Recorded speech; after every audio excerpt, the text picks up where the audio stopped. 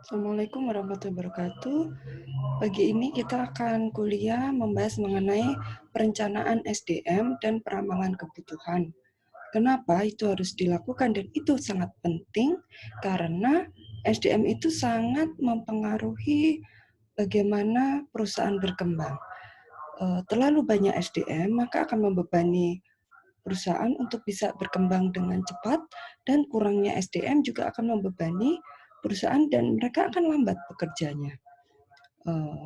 Selain itu, berkaitan dengan budgeting, perusahaan harus mengeluarkan banyak budget untuk karyawannya.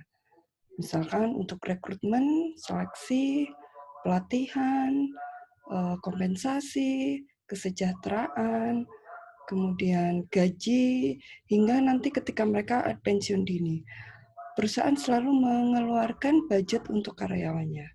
Maka dari itu dibutuhkan perencanaan SDM yang tepat sesuai dengan kebutuhan perusahaan.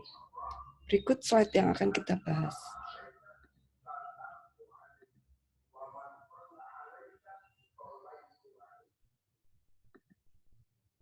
Oke, kita mulai dari judulnya.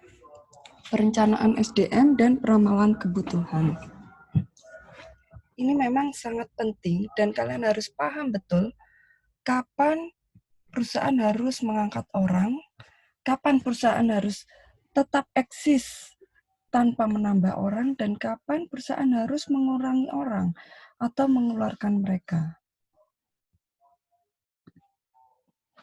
Kita awali dengan apa itu perencanaan SDM, yaitu proses sistematis untuk mencocokkan karyawan internal dan eksternal dengan lowongan-lowongan pekerjaan yang diperkirakan muncul dalam organisasi sepanjang periode waktu tertentu. Dua kata kuncinya adalah tuntutan dan ketersediaan. Jadi, perencanaan SDM itu jelas harus dilakukan secara sistematis. Nggak bisa kita tiba-tiba punya ide, kita harus nambah orang supaya produksi kita meningkat, misalkan. Itu nggak bisa dilakukan. Semua harus ada hitung-hitungannya. Misalkan memang harus menambah orang berapa jumlahnya, itu harus semua ada perhitungannya. Kemudian yang dimaksud dengan mencocokkan karyawan internal dan eksternal itu adalah kapan perusahaan itu harus mengambil orang-orang baru, tanda kutip, tapi mereka adalah sudah karyawannya, yaitu karyawan yang sudah ada di dalamnya, tapi diberi pekerjaan tambahan. Itu artinya karyawan internal. Atau eksternal, yaitu orang-orang yang memang melamar ke perusahaan tersebut dan akan direkrut sebagai karyawannya. Kemudian dua kata kuncinya adalah tuntutan dan ketersediaan. Maksudnya adalah tuntutan itu ketika perusahaan memang membutuhkan tambahan karyawan untuk mengerjakan pekerjaannya sesuai dengan tuntutan perusahaan, dan ketersediaan maksudnya adalah seberapa besar sumber daya yang sudah dimiliki perusahaan, apakah sudah cukup memenuhi atau tidak. Contohnya begini, antara tuntutan dan ketersediaan, nanti akan ada kondisi yang harus diambil. Misalkan, tuntutannya adalah butuh orang yang bisa memproduksi 1000 baju. Ketersediaannya adalah ada sumber daya manusia atau karyawan di dalamnya yang mereka mampu mengerjakan 1000 baju, tapi mereka tidak ditugasi untuk itu. Maka, kalau begitu kondisinya, artinya perusahaan tidak perlu merekrut orang lain, cukup memberdayakan mereka yang sudah ada di internal perusahaan. Tapi jika tuntutannya 1000 baju diproduksi, namun ketersediaannya adalah karyawannya sangat minim, mereka sudah overload semua, artinya perusahaan harus mengambil karyawan baru. Jadi ada titik temu antara tuntutan dan ketersediaan itu harus melahirkan apa yang harus diambil oleh perusahaan. Kita artikan dulu apa itu peramalan tuntutan. Oh baik, sebelum masuk ke sini, saya akan terangkan dulu bagaimana proses perencanaan SDM itu dilakukan. Pertama, perencanaan SDM itu, kalian lihat yang di blok kuning, ada perencanaan SDM, meramalkan tuntutan SDM, meramalkan ketersediaan SDM, dan membandingkan tuntutan dan ketersediaan. Yang di blok kuning adalah rangkaian dari bagaimana perencanaan SDM dilakukan. Namun, untuk keseluruhan rangkaian yang bisa dilakukan perusahaan adalah seperti diagram secara utuh yang ada di layar kalian. Dimulai dari adanya perencanaan strategik.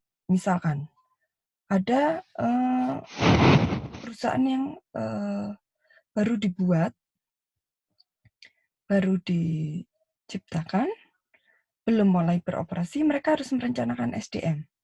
Perencanaan strategik ini adalah targetnya.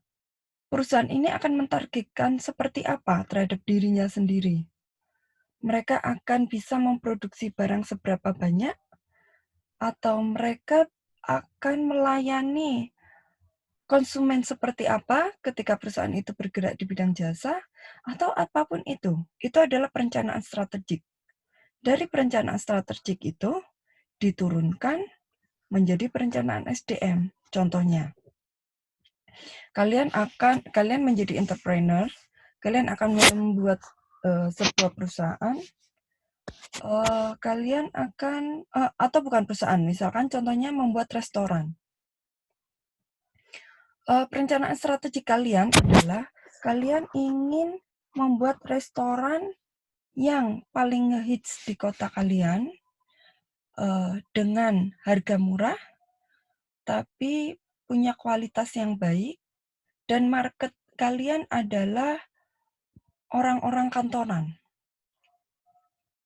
Itu adalah perencanaan strategiknya. Kemudian, perusahaan kalian itu butuh,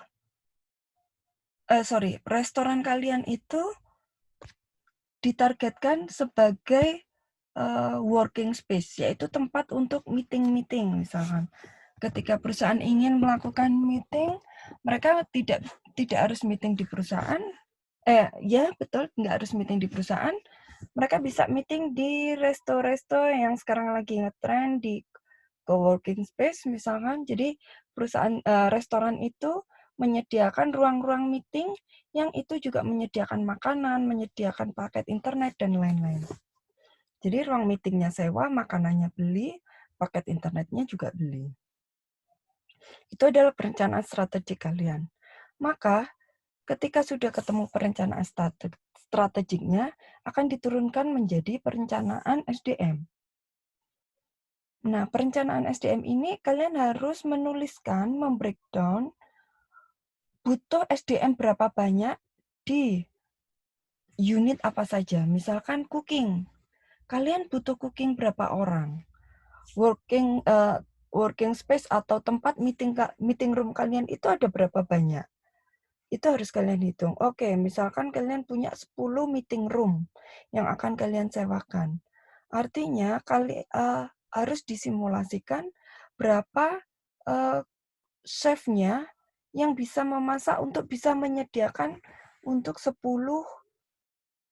ruang meeting room. Kalau sudah jelas ada 10 ruang meeting room, kalian nggak mungkin menyediakan hanya satu chef aja. Itu ada hitung-hitungannya. Bagaimana hitungannya? Itu nanti akan kita kaji di pertemuan yang lain yang membahas tentang analisis beban kerja. Kemudian ketika semuanya sudah berjalan, kalian sudah menghitung bagaimana jumlah karyawan dan lain-lain, kemudian kalian melakukan rekrutmen. Dan restoran kalian melakukan grand opening. Sudah mulai dibuka dan jalan. Di tengah perjalanan, tiba-tiba Kalian merasa kok, eee, working space-ku ini rame banget ya, ruang meeting room-nya itu selalu full book sampai sebulan ke depan. Selalu perusahaan-perusahaan itu sudah menyewa jauh-jauh hari untuk mereka melakukan meeting. Dan kalian merasa tukang masak kalian itu overload. Nah, dari situ, kalian sudah mulai bisa melakukan perencanaan SDM. Kalian lihat perencanaan SDM dengan meramalkan tuntutan SDM, ada panah di situ. Artinya, SDM yang sekarang existing kalian punya, itu harus dilakukan evaluasi. Evaluasinya, hasilnya tadi adalah ternyata tukang masak kalian overload. Jika tukang masak kalian overload, maka harus ada penambahan tukang masak. Tuntutannya adalah adanya penambahan tukang masak. Tapi apakah harus merekrut orang? Tunggu dulu. Kalian lihat dulu bagaimana ketersediaan SDM. Lihat kolom meramalkan ketersediaan SDM. Artinya kalian cek apakah di unit lain ada karyawan kalian yang tidak overload, pekerjaannya rendah, tapi dia bisa memasak. Contohnya, bagian admin. Admin itu kan tidak selalu waktunya penuh untuk administrasi, apalagi kalau hanya administrasi restoran. Mungkin dalam sehari bisa dilakukan pengadministrasian hanya 1 atau 2 jam, setelah itu dia akan nganggur.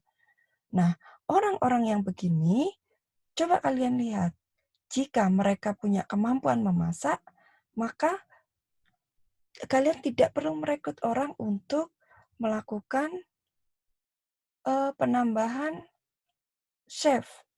Cukup kalian tarik karyawan administrasi kalian yang pintar masak untuk membantu chef-nya itu. Sehingga kalau membandingkan tuntutan dan ketersediaan, jawabannya adalah tidak membutuhkan rekrutmen. Kecuali kalau misalkan tuntutannya butuh chef lebih banyak. Chef yang sekarang sudah overload. Kemudian ketika kalian meramalkan ketersediaan SDM, tidak ada orang yang mampu atau mampu melakukan cooking dengan baik dan benar. Sehingga memang harus dilakukan rekrutmen, mau tidak mau harus dilakukan rekrutmen. Itu adalah hasil dari membandingkan tuntutan dan ketersediaan. Sebetulnya perencanaan SDM cukup sampai di sini. Namun kalian tetap harus tahu bahwa dari situ apa yang harus dilakukan tadi.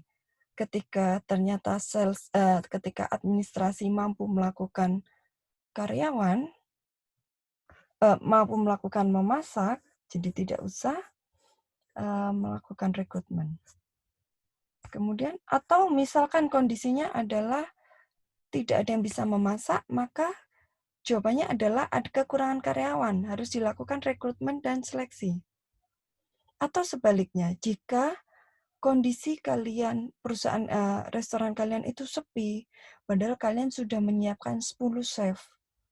Dengan adanya 10 ruang meeting, ternyata di restoran kalian itu sepi, mungkin sehari hanya ada 1 orang penyewa meeting room, sehingga akan banyak chef-chef yang nganggur, nggak ada pekerjaan karena nggak ada order. Maka kalian juga harus merencanakan SDM. Kalian bandingkan tuntutan dan ketersediaannya. Ketika tuntutannya adalah hanya rendah pekerjaannya, dan ketersediaannya adalah karyawan atau chef-nya itu sangat banyak, maka hasil dari membandingkan tuntutan dan ketersediaan adalah adanya surplus karyawan atau kebanyakan karyawan daripada pekerjaannya. Maka hal yang bisa dilakukan adalah penarikan karyawan terbatas atau pengurangan jam kerja atau pensiun dini, pemberhentian, dan lain-lain.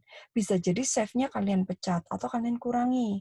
Ada PHK dari 10 chef menjadi cukup 2 karena memang kondisinya sepi. Atau pengurangan jam kerja dan lain-lain. Itu tergantung kebijakan kalian. Kemudian, itu adalah proses secara umum bagaimana perencanaan SDM. Kemudian kita bisa lihat cara meramalkan tuntutan karyawan.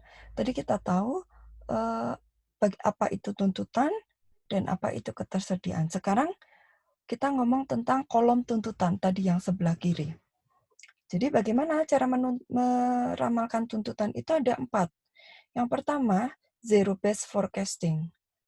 Metode peramalan yang menggunakan tingkat kekaryawanan organisasi saat ini sebagai titik awal untuk menentukan kebutuhan staf di masa mendatang.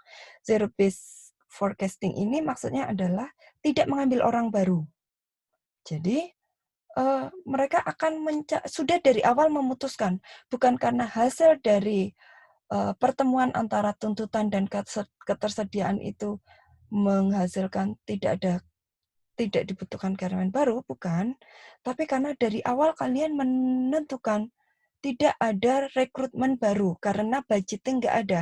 Apapun kondisinya harus dimaksimalkan orang dalam. Itu namanya zero-based forecasting. Misalkan administrasinya kerjanya sedikit, yes. Tapi dia nggak bisa masak. Jadi gimana? Padahal kita sudah memutuskan untuk tidak mengambil karyawan baru. Caranya adalah kalian bisa mentraining administrasi itu untuk bisa memasak. Diberi pelatihan, diberi training, diajari cara masak, diajari macam-macam. Supaya dia bisa membantu chef dalam melakukan cooking. Itu adalah zero-based forecasting. Kemudian bottom-up approach. Metode peramalan di mana setiap level yang berurutan mulai dari yang terendah meramalkan kebutuhannya hingga akhirnya menghasilkan ramalan karyawan yang dibutuhkan. Misalkan di restoran kalian itu sudah besar sekali dan karyawannya banyak, kemudian dari unit kitchen ada chef dan asisten chef dan lain-lain, dan situ ada kepala chef. Di kepala chef itu ngerasa kita kayaknya kurang orang karena kerjaan kita overload. Nah, kepala chef itu lapor kepada SDM. Hai SDM, tim saya sudah overload. Saya butuh orang. Itu adalah bottom up approach. Jadi dari orang bawah, dari level bawah, itu menginformasikan bahwa mereka butuh orang ke atasannya, ke SDM-nya. Gitu. Kemudian ada hubungan volume penjualan dengan jumlah karyawan. Ada hubungan positif antara penjualan dengan jumlah karyawan.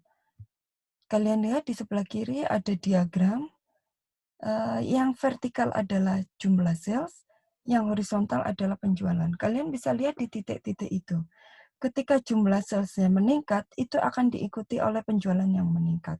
Sehingga kalian masih ingat tadi ada hubungan ada perencanaan strategik, sehingga ketika perusahaan kalian menentukan perencanaan strategiknya, aku harus bisa menjual produk komputer sebanyak 1.000 komputer per bulan, yang sebelumnya adalah Anda hanya bisa menjual komputer sebanyak 500 per bulan, maka hal yang bisa kalian lakukan adalah meningkatkan sales-nya. Semakin banyak sales, semakin banyak orang menjual, semakin banyak barang Anda laku. Itu adalah cara meramalkan tuntutan karyawan dengan cara hubungan volume penjualan dengan jumlah karyawan. Kemudian yang terakhir ada metode simulasi. Teknik peramalan dengan melakukan eksperimen mengenai situasi nyata menggunakan model matematis. Ini metode simulasi itu misalkan begini. Perusahaan kalian sudah overload. Kalian belum tahu apakah harus menambah orang atau tidak. Kalian mencoba-coba dengan strategi baru misalkan.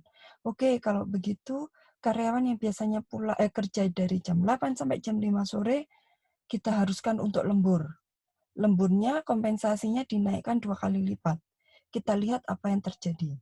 Kemudian kebijakan itu dirilis, karyawan harus semuanya lembur. Dari lembur itu apakah akan ada peningkatan? Jika iya, maka metode simulasi ini berhasil. Jika enggak, kalian coba dengan perencanaan yang lain. Misalkan, oke, kalau gitu coba pakai outsourcing. Kita ambil orang hanya untuk mengerjakan misalkan melipat kantong teh, tapi bisa dikerjakan di rumah. Kemudian nanti disetor di perusahaan lagi. Kita lihat apakah ini akan berhasil atau tidak. Nah, metode-metode yang seperti ini itu yang dinamakan adalah metode simulasi. Jadi, tidak langsung melakukan rekrutmen orang, tapi dilakukan simulasi dulu dari sumber daya manusia yang sudah ada di dalamnya. Kemudian, kalau tadi adalah meramalkan tuntutan, sekarang meramalkan kekurangannya. Ada 4 cara.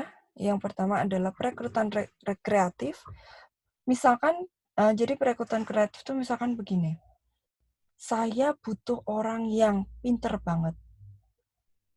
Padahal perusahaan saya ada di Papua. Di Papua, kualitas SDM itu berbeda dengan kualitas yang ada di Jawa.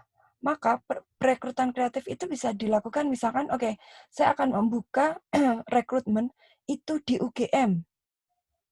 Saya buka lowongan perusahaan X, perusahaan tambang di Papua membutuhkan orang dengan spesifikasi bla bla bla bla bla. Gitu. Khusus untuk Civitas UGM. Dan itu di-launch di UGM, kalian buka open table di sana, menaruh orang-orang kalian di sana untuk bisa melakukan rekrutmen dan seleksi di UGM. Kemudian yang sudah terpilih, mereka akan diboyong ke Papua misalkan. Itu adalah perekrutan kreatif. Atau misalkan ada metode baru, atau apapun itu yang intinya perekrutan itu dilakukan anti-mainstream gitu. Kemudian ada insentif kompensasi. Adanya insentif dan kompensasi yang menarik mampu menyedot karyawan baru yang berkualitas untuk dapat bergabung. Misalkan, saya sudah bekerja di bagian produksi di pabrik A, pabrik tekstil Sritex misalkan, atau pabrik tekstil A lah. Nah, kemudian ternyata ada pabrik tekstil B yang membuka lowongan dan menginfokan gaji jauh lebih tinggi untuk karyawan produksinya. Dari situ saya pasti tertarik untuk melamar ke pabrik B dari pabrik A. Itu adalah cara yang kedua. Yang ketiga adalah program pelatihan. Ini dari karyawan yang sudah ada, ini adalah program yang diciptakan untuk mengambil orang tapi hasilnya langsung dipakai. Misalkan, saya perusahaan telekomunikasi, saya akan membuat akademik sekolah atau short course atau pelatihan atau apapun itu yang berkaitan dengan mata kuliah IT. Saya membuka short course misalkan 6 bulan untuk bidang IT. Siapa yang siapa yang melakukan short course di situ, maka sebagian besar lulusannya akan direkrut oleh perusahaan saya. Nah, itu adalah cara saya membuat program pelatihan. Saya membuat untuk menjaring orang masuk pelatihan di situ, dan kemudian mereka qualified dan akan saya rekrut. Dan yang terakhir ada standar seleksi yang berbeda. Nah, ini adanya penurunan standar, misalkan karena ada orang resign dari pekerjaannya, padahal Anda membutuhkan karyawan tersebut, posisi karyawan tersebut dengan cepat. Kalau Anda memasang kualifikasi yang sangat tinggi terhadap calon pelamar, itu akan sulit dan butuh waktu yang sangat lama. Maka agar posisi orang resign ini segera tergantikan oleh orang lain, Anda bisa melakukan standar seleksi yang berbeda. Anda menurunkan standarnya. Misalkan dulu harus punya pengalaman 7 tahun di bidangnya, dan macam-macam. Sekarang enggak. Pokoknya siapa yang mau bekerja di sini, asalkan background pendidikannya sesuai, dan dia qualified, cukup, itu langsung bisa diterima. Itu adalah standar seleksi yang berbeda. Dan sekarang yang ketiga, bagaimana cara meramalkan ketersediaan karyawan? Ketersediaan karyawannya tadi ada di kolom yang sebelah kanan. Jadi sebelum kalian menentukan untuk bisa merekrut orang, misalkan tuntutannya bilang, chef di restoranmu adalah overload, maka bagaimana ketersediaan karyawannya, kalian harus cek dulu. Kalau tadi contohnya adalah bagaimana kalian mencari orang-orang yang pekerjaannya ini rendah, tapi dia punya passion atau semangat atau kesukaan memasak, itu bisa kalian ambil. Caranya bagaimana? Di perusahaan besar itu ada yang namanya basis data SDM. Di dalam basis data SDM itu terdapat informasi yang sangat lengkap. Misalkan, si administrasi bernama Laili, dia lulusan mana, pekerjaan sebelumnya apa, dia passionnya apa, dia yang tidak disukain apa, kemudian dia punya sertifikat apa aja, dia sudah pernah training apa aja. Nah, itu bisa dicek di sana. Jadi begitu data karyawan itu sangat lengkap, kalian bisa cari, oh, si Laili ini orang administrasi, tapi dia punya passion memasak. Oke, saya ambil Laili untuk ditarik sebagai administrasi dan juga sebagai asisten chef. Itu adalah cara meramalkan ketersediaan karyawan. Nah, sampai di sini presentasi saya. Jika ada yang kurang paham, silakan ditanyakan saat sesi ketika kalian diskusi di ruang diskusi e-learning. Terima kasih. Assalamualaikum warahmatullahi wabarakatuh.